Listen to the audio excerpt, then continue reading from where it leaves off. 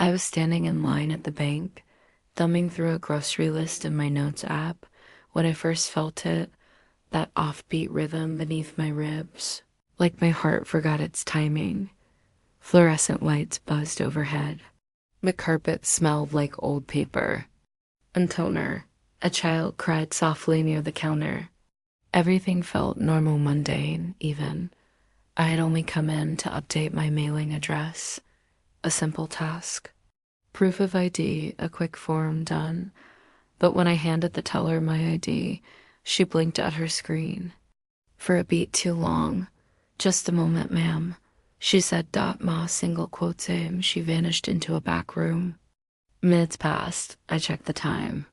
2:47 p.m. Then she returned with a manager. He smiled too politely. Miss Cole, before we process your change, we noticed there's been a recent activity on your account that may need your attention. A loan application approved and disbursed last month. My breath caught in my throat. There must be a mistake, I said.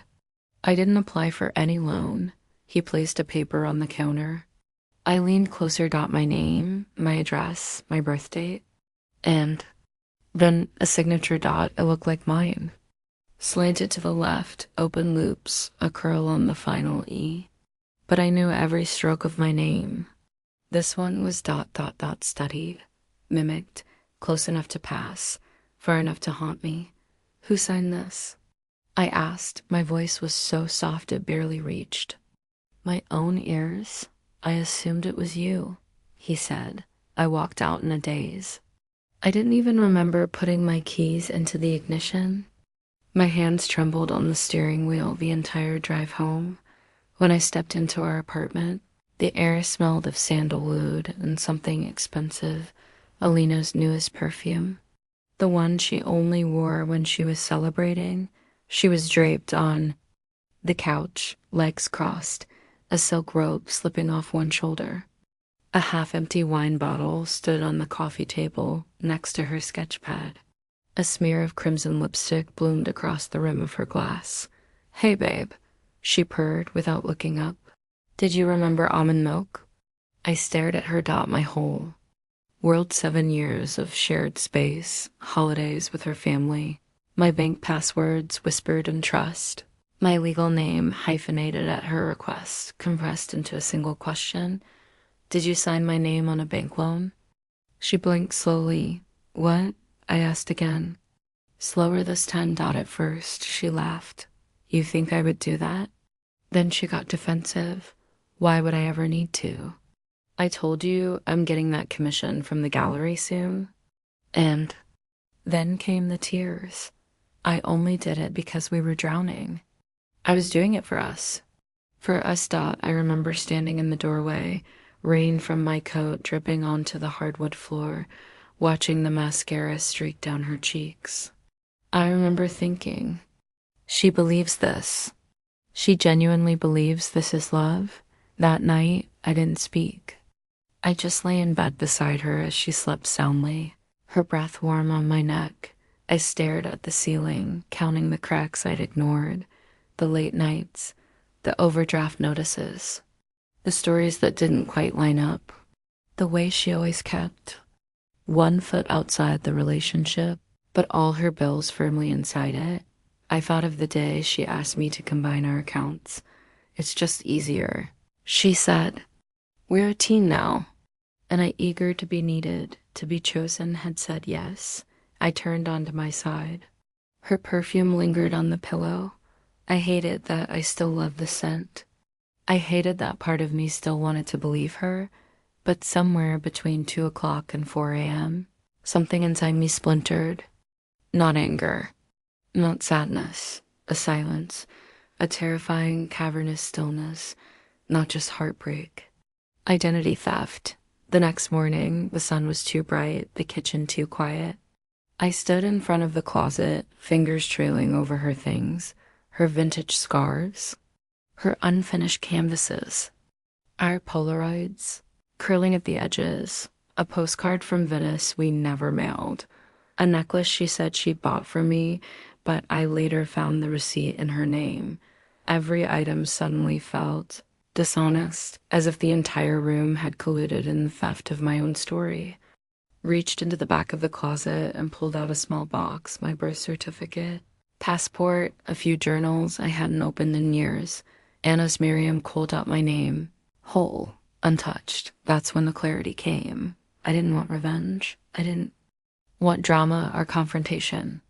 I didn't want to scream or demand or plead. I wanted something deeper. I wanted my name back. The first time I saw Alina, she was sketching in a corner of a downtown gallery cross-legged on a faded Persian rug, surrounded by chaos, charcoal dust on her sleeves, a chipped mug of lukewarm espresso balanced on a paint-splattered stool. Her. Subject, a broken clock surrounded by wilted roses. I remember thinking how poetic it was, this stranger romanticizing decay. She wore a red scarf knotted at the base of her throat like a secret. Her hair was wild, untamed. Her eyes didn't ask for attention. They demanded it. I was there alone, nursing a plastic cup of wine, pretending to understand abstract acrylics. When she caught me staring, she smirked. "I hate clocks," she said, "but I love how they keep lying." I didn't know what that meant. I still don't, but I laughed anyway.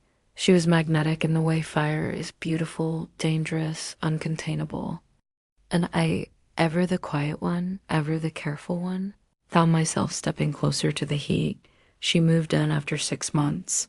The first morning, I found her barefoot in the kitchen, playing Edith Piaf on the Bluetooth speaker and painting directly onto the refrigerator door with oil pastels. She smiled as though it was the most natural thing in the world. "We'll wash it off," she said. "Or we won't." That became her philosophy. Bills stacked like modern sculpture on our coffee table. Job offers ignored for artistic alignment. She'd disappear for days on creative retreats and return smelling like new lovers. And old cigarettes. I should have left. But she would look at me and say, "You bring calm to my chaos." And I believe that made me special. Alina was the kind of woman who could make, I forgot, sound romantic. She forgot to pick me up from the airport. Forgot to pay rent twice in a row. Forgot my birthday one year. Then claimed the surprise was coming. The surprise never came. Instead, she handed me a sketch of a woman sitting on a windowsill, her back turned, a ribbon falling from her hair. It wasn't me. I knew it wasn't me. The figure had a grace I'd never possessed. Still I framed it. Still I hung it. I thought love meant understanding. I thought compromise meant giving more than you get. I thought patience was a virtue, but mostly I thought if I just held on long enough, she'd see me the way I saw her. The warning signs weren't loud. They were quiet, soft, polite dot, like the time I told her I'd gotten a promotion, and she smiled and said, "But you'll still have time for me, right?" Or the time I wore a silk dress to a friend's engagement party, and she frowned and said, "It's a little too ambitious. You look better when you're softer." She had opinions about my voice, said it carried too much teacher energy. She critiqued my walking pace, called it aggressively suburban. She accidentally broke the pearl necklace my mother had left me. The last gift before the chemo took her smile. She said it got caught in her scarf. I found the clasp crushed in the garbage disposal. She apologized, said she felt awful. Bought me a ring from a vintage shop the next day, a peace offering. The metal turned my finger green dot my sister, Harper, noticed first. "Why do you shrink around her?" she asked one afternoon over coffee. I blinked. I didn't know I had. "She doesn't lift you. She leans on you," she added. "Constantly." "You've stopped laughing, Annis." I told her she was overreacting, that Alina was just intense, that we had passion, that it was just a hard phase. But later that night, I lay beside Alina, her head on my chest, my arm numb from holding her too long, and realized I couldn't remember the last time I had laughed either. Even our dog, an old rescue mutt named Lou, started sleeping under my desk instead of the bed. Alina said he was sensitive to energy. She wasn't wrong. Lou always knew when a storm was coming. I remember once telling Alina that I used to write short stories. I hadn't written in years. She leaned in and said, "You? Really? That's cute." Cute. She never read a single one. Instead, she'd make me read her artist statements, 10 pages of florid sentences about existential silence and collapsing femininity. When one offered edits, she'd pout. "You just don't feel things the way I do, double quotes, no. I felt things quietly. I suffered. In LOWERCACE. There were so many moments I could have walked away. But I didn't, because women like us are conditioned to perform resilience like a talent show act, to stay silent for the sake of understanding, to twist ourselves into softer versions that won't rattle the ego of the person we love.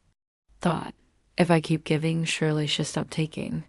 But Alina didn't stop, because people don't stop drinking when they're still thirsty, and she was always parched for validation, attention, admiration, and I was the well she kept returning to. Until there was nothing left but sand. The worst part, I let it happen, all at once, not in one grand sacrifice. It was death by 1,000 kindnesses. Every time I didn't speak up, every time I swallowed my truth, every time I said, "It's fine," when it wasn't, I thought I was preserving love. But I was preserving her at the cost of myself. Looking back, I realized now I had confused emotional labor with intimacy. I thought carrying her burdens meant we were bonded, that bending meant belonging, but I wasn't her partner. I was her canvas. And she painted over me every day. Silence wasn't peace. It was surrender. 2 weeks after the bank.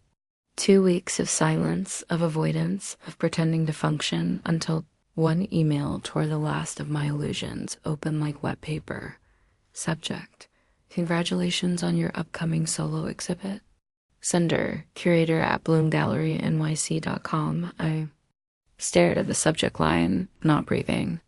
At first, I thought it was spam, a mistake, a phishing attempt.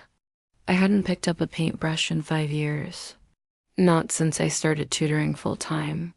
Not since Alina told me gently, "Your style's a bit academic, not really marketable."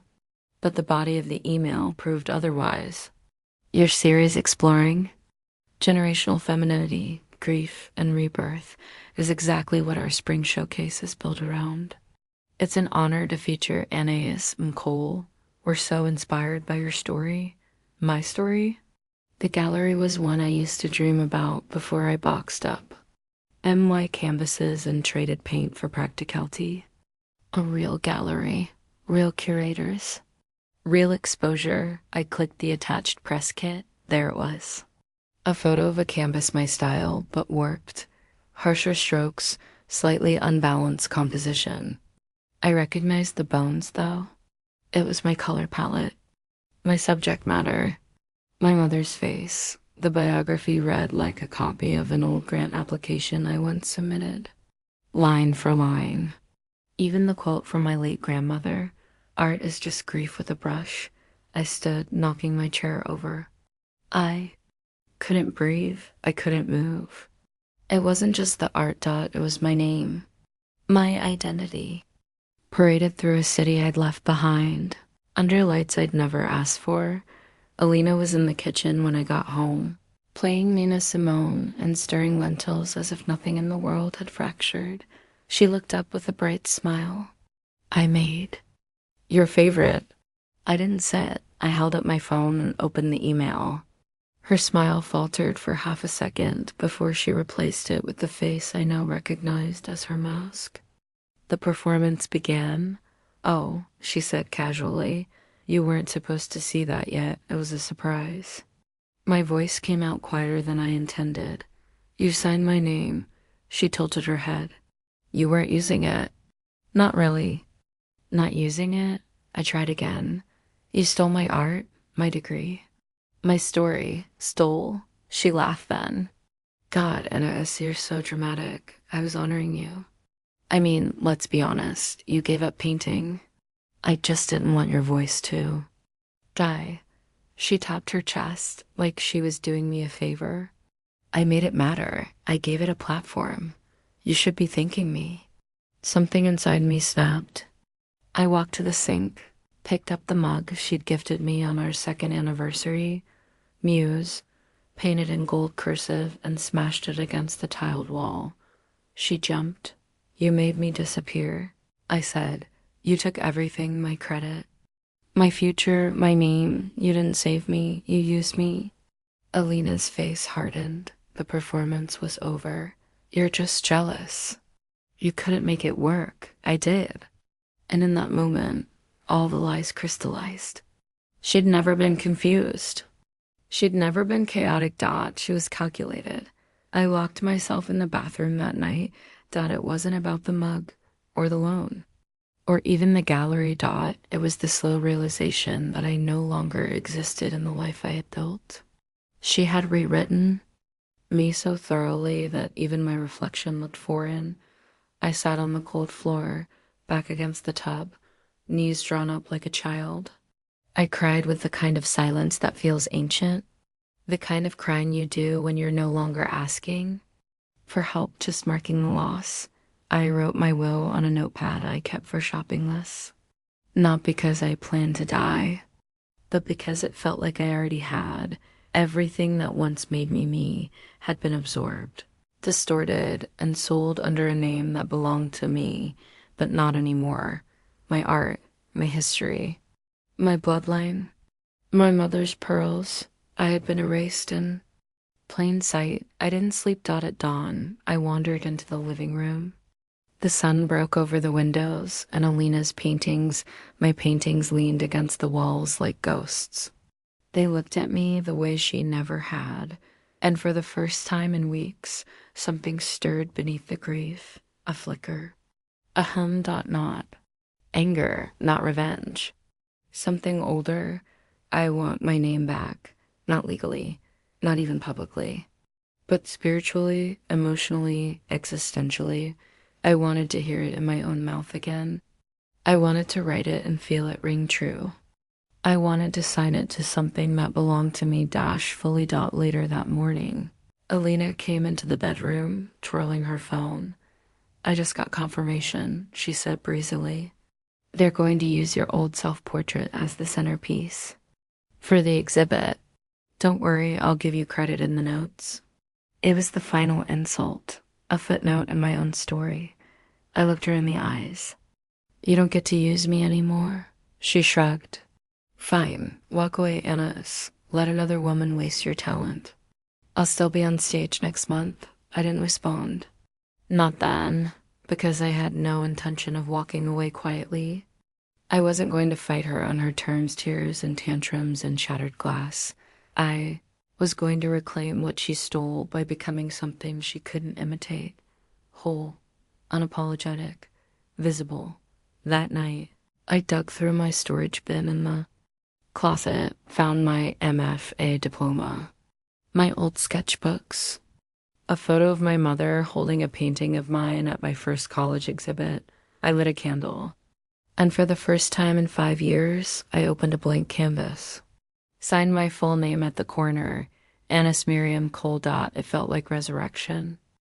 I left before the sun even dared to rise. No goodbye note. No key left on the counter. Just the echo of my footsteps in a hallway that had held too many ghosts. 2 bags, one filled with clothes, the other with my sketchbooks, documents, and the one framed photo of my mother I hadn't let Alina touch. A prepaid phone with no contact list. A lease under my real name, Annis Miriam Cole, not Annis Snot Ana. Not the name she hyphenated, reshaped, softened. I remember pulling out of the city like it was a lover I was finally leaving, familiar, heavy, and full of history. The skyline disappeared in my rearview mirror, but its weight lingered. For 2 hours, I drove through fog and farmland, windows cracked, silence humming like a prayer. My hands shook the entire time, but I didn't turn around. The coastal town was small, a sleepy community tucked between gray cliffs and olive trees. The air smelled like salt and wood smoke. When I got out of the car and stepped into my new apartment, a one-bedroom above a used bookstore, I cried. Not loudly, just a single release of breath and water and relief. The mattress was thin, the windows squeaked, but it was mine. No one had ever loved me here. No one had lied to me here. It was a blank page. I didn't speak much for the first week. I ordered groceries online, ate crackers and cheese. Slept too much, then not at all. I walked the beach in the early morning. When only the seagulls and retired couples ventured out, the silence was deafening at first. I had grown used to Chaos Alina's music blasting through the apartment at midnight, her rants about critics who just didn't get her, her laughter, echoing off the bathroom tiles while I sat in the next room pretending to read .now. The only sound was the ocean. And my breath, which slowly started to feel like my own again. There were moments that broke me, like the first time I went to the grocery store and saw my favorite T1 Alina used to say was too bland. I put it in my basket, stared at it, and started crying in aisle 3. Or the night a song came on in a local cough, the one she used to hum while painting. I froze coffee halfway to my lips and left without paying. Grief is never just about the person. It's about the soundtrack, the routines, the little permissions we once asked for without realizing.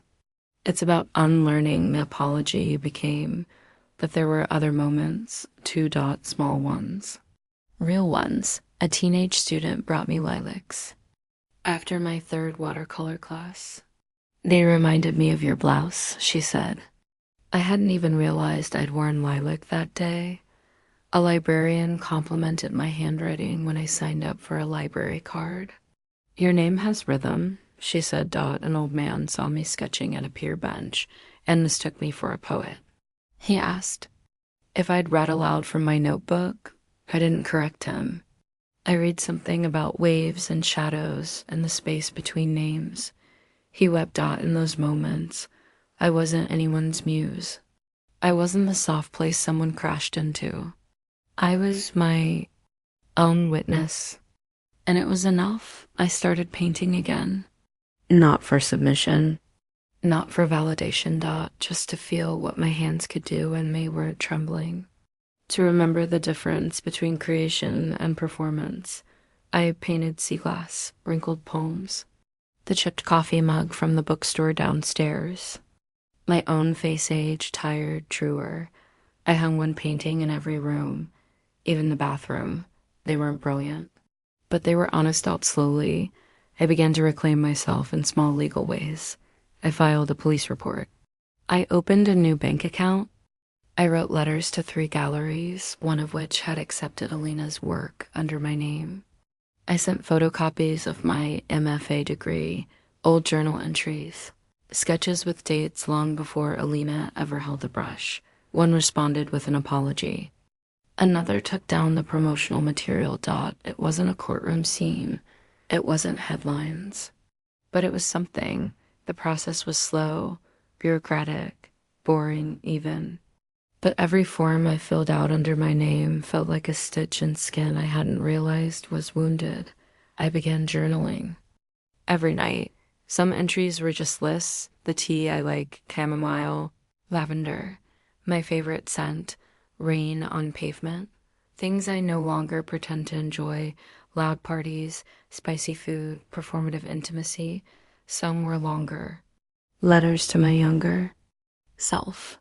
To the girl who thought silence meant strength. To the woman who mistook attention for affection. To the part of me that still flinched when the doorbell rang. I stopped wearing makeup. I let my curls grow wild again. I wore soft clothes and wide shoes and long sleeves in colors Alina would have called washed out. I no longer cared about what made me appealing. I cared about what made me whole. And bit by bit, wholeness returned, not with fanfare, but with quiet recognition. In the way my spine straightened while walking to the post office, and how I looked people in the eye again, and how I no longer feared my own reflection. The town didn't ask questions. People took me as I was. No one knew about Alina. No one. That's why I sometimes stared off mid-dash sentence. Here. I was just Anna S., the art teacher who bought lilacs on Wednesdays and always returned her library books early. No forwarding address. No explanation required. One night, I found myself standing at the shoreline, barefoot in sand that still held the warmth of the day. The sky was a deep ink blue. The moon rising like a breath held too long. I whispered my name to the sea. Let it roll off my tongue. Not darling. Not babe. Not you're my rock. Just Annis Miriam Cole Dot. And for the first time in years, it sounded like a name I wanted to keep. It took months, long, slow months filled with paperwork, therapy sessions, pro bono legal meetings in cramped offices, and the quiet discipline of staying alive when no one was watching. I collected copies of the forged loan applications, compared the loops and strokes in the signatures to old birthday cards I'd once written. My lawyer, a tired but kind woman named Miriam, I smiled the first time I heard her name, said, "This is open and shut if we can keep it quiet." Quiet was something I had become fluent in. She filed for identity restoration. One submitted statements to the credit bureau. Bit by bit, the world began to remember I existed. At night, I painted. Not to escape, but to understand. I painted my own hands. My back, my jawline, my scars, they were not glamorous. They were not stylized, they were mine. And for the first time, they didn't need to be beautiful to be valid. Therapy taught me words I had never allowed myself to use: enmeshment, narcissistic mimicry, relational erasure. But even more powerful was the silence that came after naming, the breath, the space, the permission to rebuild without asking anyone to watch. Then one afternoon, as I was clicking through old art foreign threads, it blinked across my screen like a lightning strike. Elena S. Solo Exhibition, The Women Who Held Me. This Friday. Exclusive gallery preview in Manhattan. I clicked and froze. The promotional flyer showed a stylized painting of a woman hunched at a desk. The profile, the posture, even the chipped ring on her pinky. It was me. Another piece showed a soft blur of a figure curled on tile, surrounded by shards of ceramic. I stared, then laughed. The bitter kind. The kind that ends in tears. It wasn't just that she'd taken my art. She'd taken me. My body. My grief, my memories, distorted, reinterpreted, renamed, framed under her label.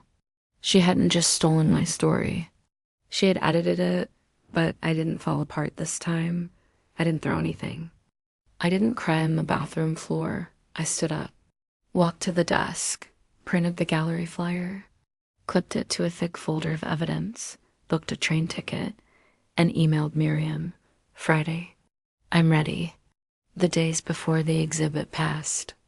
With purpose, I reread my journals. I practiced my voice. I recited what I would say not to Alina, but to anyone who might ask. Not to accuse, but to correct. Each day, I finished one self-portrait. They weren't flattering, they weren't soft, but they were honest. One showed me in the mirror, brush in hand, looking slightly away like I was trying to find myself beyond the reflection. Another was all color and chaos, just outlines and motion, no face at all.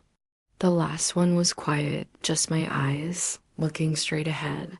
On the morning of the exhibit, I put on the pearl necklace Alina had broken years ago during a fight now.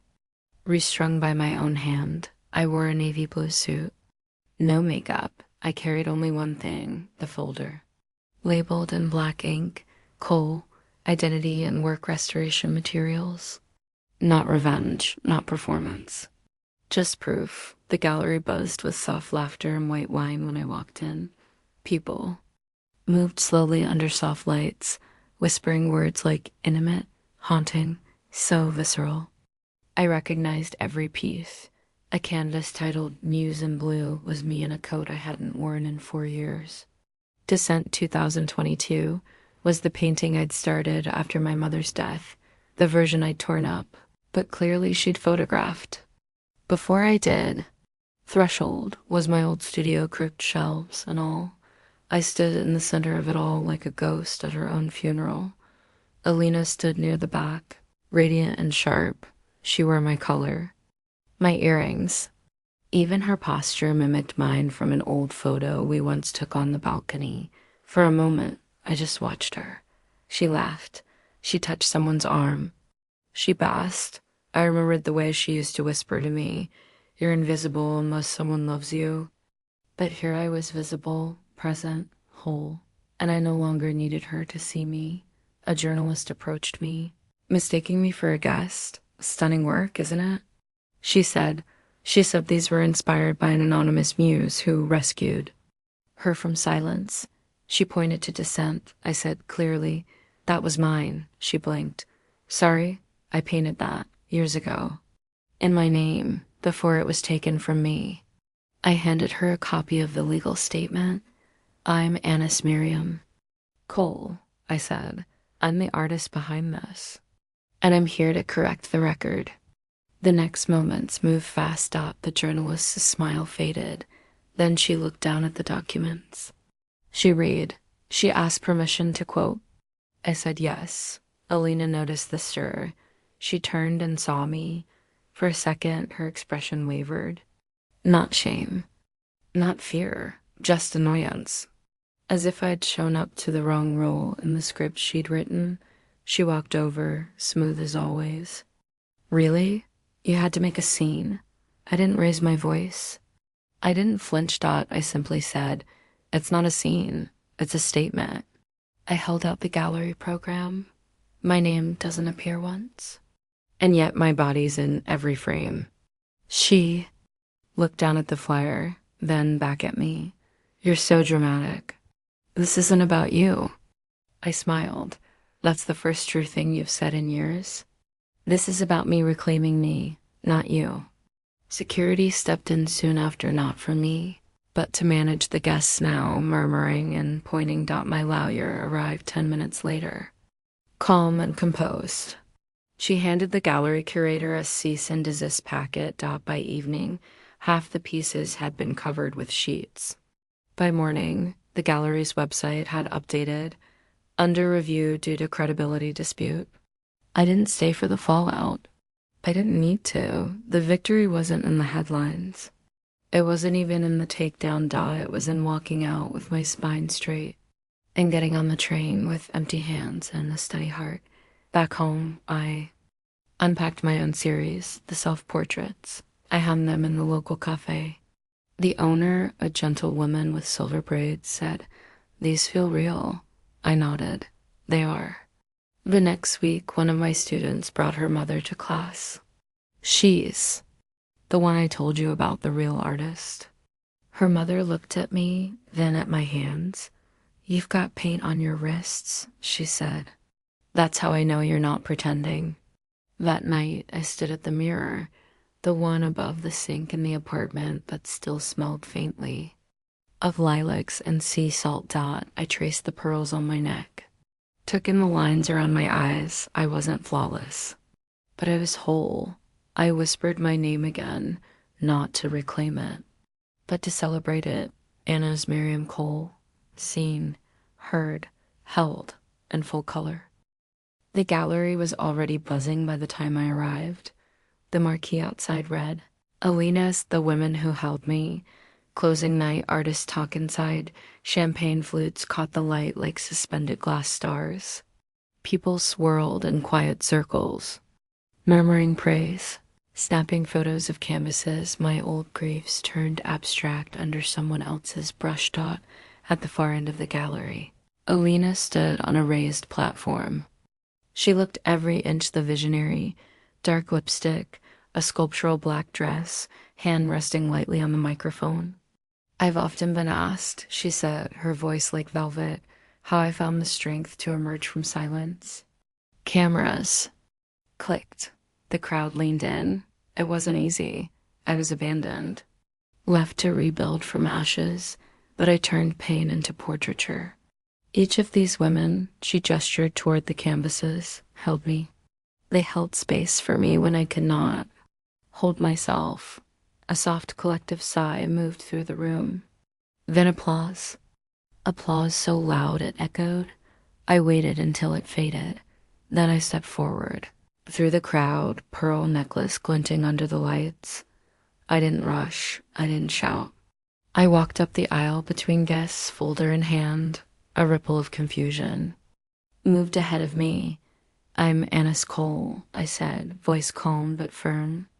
"The woman behind every one of these paintings." Silence fell like glass shattering.